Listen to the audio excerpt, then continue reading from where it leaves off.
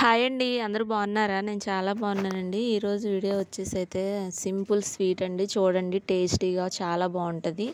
ముందుగా అయితే మన ఇంట్లో కొబ్బరికాయలు ఉంటాయి కదండి, కొబ్బరి చెప్పతో ఒక 1 చెప్పు తీసుకున్నానండి.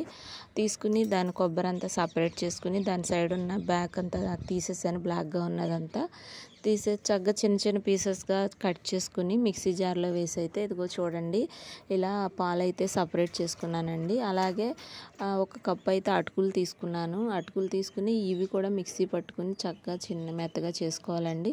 ఈ రెండింటిని ఈ పొడిని అయితే పాలలో వేసి బాగా మిక్స్ చేసుకున్నాను, ఉండలేం లేకుండా. చూడండి ఇలా మిక్స్ చేసుకుని కాసేపు అయితే పక్కన పెట్టుకోవాలండి. అలాగే ఇంకో ప్యాన్ తీసుకుని మనం ఒక 1 కప్ అటుకులు తీసుకున్నాం కదండి, అలాగే కప్పున్నర అయితే నేను టేస్ట్కి సరిపడ బెల్లం అయితే తీసుకున్నాను. తీపి తినేవాళ్ళు అయితే 2 కప్స్ ఇంకా తీసుకోవచ్చు. ఇలా ప్యాన్ పెట్టుకుని అందులో బెల్లం వేసి ఒక 1/2 కప్ అయితే వాటర్ వేసాను. ఇంకా అంతేనండి. ఇది కరిగే వరకు చక్కగా మంచిగా పెట్టుకుని నేనైతే వడకట్టుకున్నానండి. పాకంలాగే అయితే అవసరం లేదు, మామూలుగా బెల్లం వాటర్ అంతా కరిగిపోతే చాలు. ఇందులో అయితే మనం కలిపి పెట్టుకున్న దాన్ని వేసి ఇలా చక్కగా అదంతా దగ్గరకు వచ్చి కొబ్బరిలో నుంచి ఆయిల్ వస్తుంది కదండి, అప్పుడు వరకు అయితే చక్కగా పొయ్యి మీద సిమ్లో ఉంచి అయితే మగ్గించుకోవాలి. చూడండి ఇలా మగ్గించుకుంటే మంచి వాసన అయితే వస్తుందండి. దీనిలో ఇంకా ఏమి అవసరం లేదు, యాలకుల పొడి కానీ అలాంటివి ఏమీ అవసరం లేదండి. కొబ్బరి వల్లే చాలా టేస్ట్ వస్తుంది, పాలు కదండి. చూడండి మంచి స్మెల్ అయితే వస్తుంది. ఒకసారి ట్రై చేయండి, పిల్లలు అయితే చాలా ఇష్టంగా తింటారండి. మంచి హెల్తీ ఫుడ్ కూడా ఇది, కొబ్బరి పాలు కనుక. మనం ఇంకా దీనిలో ఏమీ యాడ్ చేయట్లేదు కనుక చాలా బాగుంటుందండి. ఒకసారి ట్రై చేయండి. ఇలా బాగా దగ్గరకు వచ్చి దానిలో నుంచి అయితే ఆయిల్ అయితే ఇంకా బయటకు వస్తుందండి. మనం నెయ్యి కానీ ఇంకా ఏమీ అవసరం లేదు. చూడండి ఎలా ఉందో. ప్లీజ్ అండి, ఈ వీడియో నచ్చితే మీరు లైక్ చేయండి, షేర్ చేయండి, సబ్స్క్రైబ్ చేయండి. డైలీ అయితే వీడియోస్ అప్లోడ్ చేస్తానండి.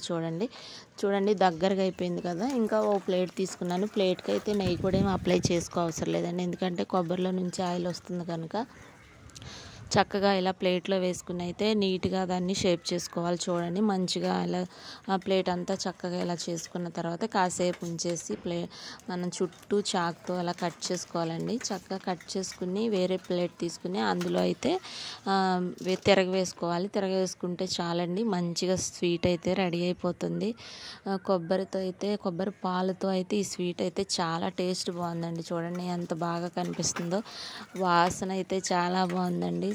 సింపుల్ ప్రాసెస్, పిల్లలు ఇష్టంగా తింటారండి. ట్రై చేయండి ఒకసారి. ఇలా చేసుకున్న తర్వాత దీన్ని అయితే ఇంకా చిన్న చిన్న పీసెస్గా మనకు కావాల్సినట్టుగా కట్ చేసుకోవచ్చు అండి. అంతే, టేస్ట్ అయితే చాలా బాగుంది.